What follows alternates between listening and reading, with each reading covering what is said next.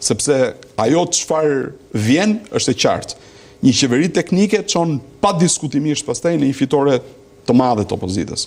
Dhe ai nuk e lçon pushtetin. Po me çfarë masni këtë zoti Boz? E masni me sondazhe, e masni me statistika, e masni me shikime në rrjetet sociale? E mas me faktin që një qeveri teknike shkëput lidhjen e kreut të qeverisë, veçanërisht kur ky është i korruptuar. Po si adresohen votat tek opozita? Krimin, jo, sepse bëni sondazhe se zoti Rama një nga shumë të lirë.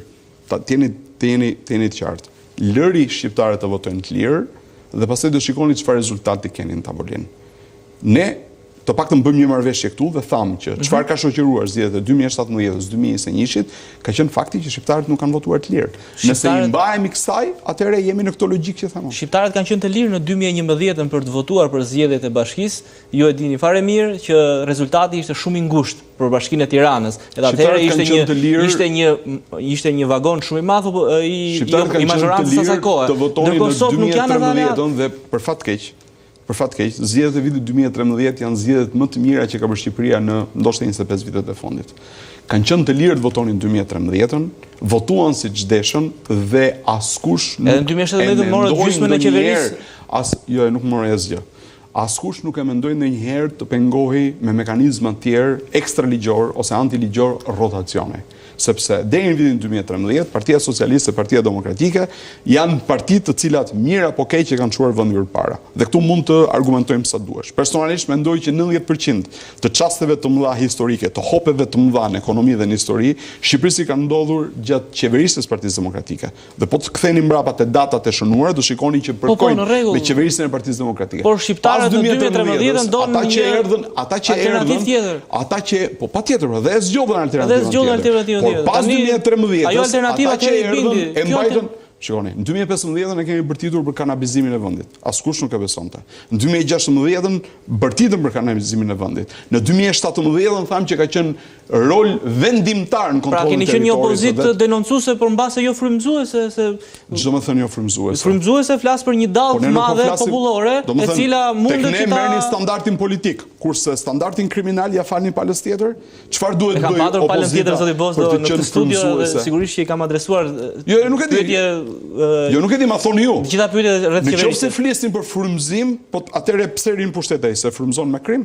Frymëzon me korrupsion, frymëzon me atë që është duke bërë administratës publike që i kërkon votat e emigrantëve. Ka qytetarë që thonë që ka qenë i bekuar nga një opozitë e cila nuk e ka rrëzuar dot.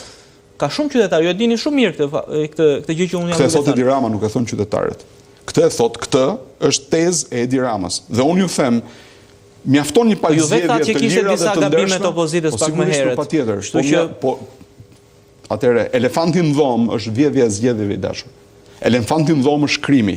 Elefanti në dhomë është trysnia, dyfishimi i administratës publike dhe trysnia ndaj administratës për të marrë çdo vot. Dhe këto janë në nivele të papara, të pahasura në asnjë vend i cili jo më që synon Bashkimin Evropian. Po edhe këtë herë kështu keni, disa e keni punë. Ky është elefanti në dhomë. Këtë herë disa e keni punë shtetit, disa e keni punë të veta, disa punë janë shtetit. Me që më kërkuat, kush ishte përgjegjësia e opozitës, ju them me ndeshmërinë më të madhe që këto janë dy gabime që opozitës i kanë kushtuar. Por nuk jam i sigurt nëse nuk do t'i bënte këto gabime do kishim apo jo rotacion, sepse them, elefanti në dhomë me këtë qeveri janë pikërisht këto fenomene. Dhe ajo që detyrojmë shqiptarëve për ta mbyllur këtë të paktën këtë çështje, mendoj që po dilni pyesni opinionin publik. A i bën mirë apo jo Shqipërisë një qeveri e cila është tranzitore dhe asnjë anëse. Dhe do shikoni që në 70%, 80% tyre do thonë po. Është kusht i nevojshëm për një palë zgjedhje të lira dhe të ndershme. Ju zoti Boz, do mendoni ka qenë vetëm gabimi Lulzim Bashës apo ka patur edhe tjerë faktor? Se duket sikur një moment të gjitha faturat ja lënë Lulzim Bashës për të paguar për faktin se si ka bërë opozita. Shikoni, unë nuk e di sa faktor të tjerë ka patur në këtë gjë, por di të them që pavarësisht kush e ka fajin, kryetari i partisë, në rast fitore merr dafinat e lavdis dhe bëhet kryeministër, në rast humbje liron pozicionin e tij dhe i lë vendin dikujt tjetër.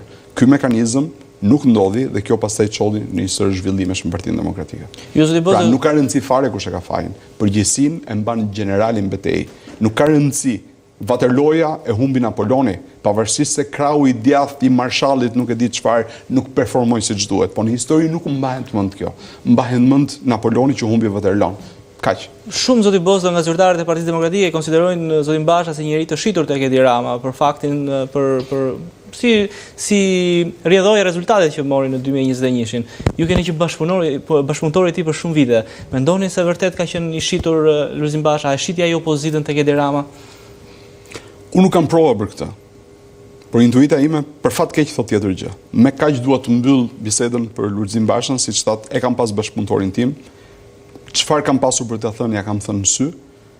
Unë mendoj që një kryetar partie, i cili ka humbur 2 palëzgjedhje në mënyrë spektakolare, jo një palë, po 2 palëzgjedhje në mënyrë spektakolare, si rregull moral, etik, karakterial, jep dorëheqjen dhe nuk e fut partinë e tij në një kaluar shumë të gjatë vuajtjesh.